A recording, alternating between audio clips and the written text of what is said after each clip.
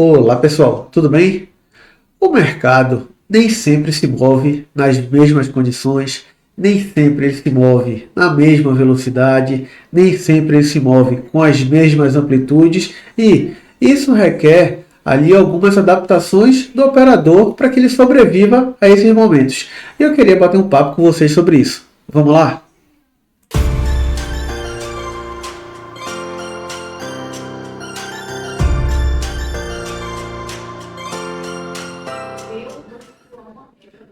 Turma, uma coisa que a gente normalmente conversa ali na sala operacional é que o operador precisa ter um setup bem definido, com uma validação estatística por trás disso tudo. É importante também que ele tenha um gerenciamento de riscos eficiente e adequado ao seu emocional, assim como um comportamento que traga conjunção a esses elementos, tá? Que traga ali uma conexão entre esses elementos bem planejados. E uma coisa que acontece também é que nem sempre o mercado tem combinado com vocês essas situações, né? Então, muitas vezes, o seu operacional, que pode ser um operacional de tendência, está tentando ser encaixado dentro de um movimento consolidado. Ou alguém que opera consolidação está tentando buscar reversões dentro de uma tendência franca. E às vezes isso ali acaba não tendo um devido encaixe, né?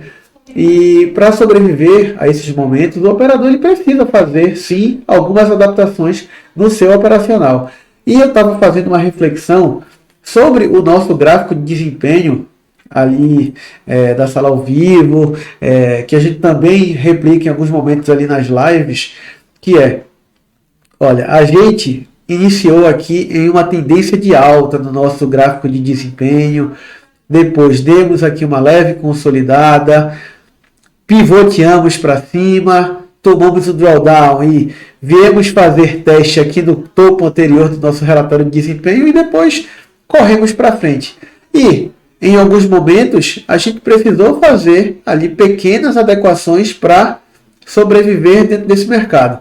Lembrando que nós operamos majoritariamente ali naquele horário de almoço, né, das 12 às 13, e em geral os melhores movimentos do mercado eles já foram entregues naquele horário nobre ali que a gente sempre fala, né, entre a abertura do avista e o horário do almoço. Porém, para que a gente não fique de fora do mercado, a gente fez sim algumas adaptações ao longo dessa trajetória aqui. Então, quando o Albuquerque começou a fazer suas lives ali em julho, ele pegou um momento em que o mercado estava entregando movimentações na hora do almoço. E aquele gerenciamento de 1 para 1 dentro das nossas operações, ele estava sendo eficiente. E a gente veio nessa trajetória aqui e conseguiu sobreviver bem ali entre julho e agosto, né? Basicamente no mês de agosto. A gente começou ali no finalzinho de julho. Porém, a gente veio aqui para um período de setembro um pouco mais enroscado com o drawdown, depois a gente ficou ali de lado durante o mês de outubro e na segunda quinzena, com uma pequena adaptação, a gente conseguiu correr um pouco melhor. E o que a gente fez? A gente mudou drasticamente o operacional? Não, o operacional ele se manteve exatamente o mesmo. M3, mínimas e máximas maiores para a compra, e no movimento de retomada a gente cai para dentro.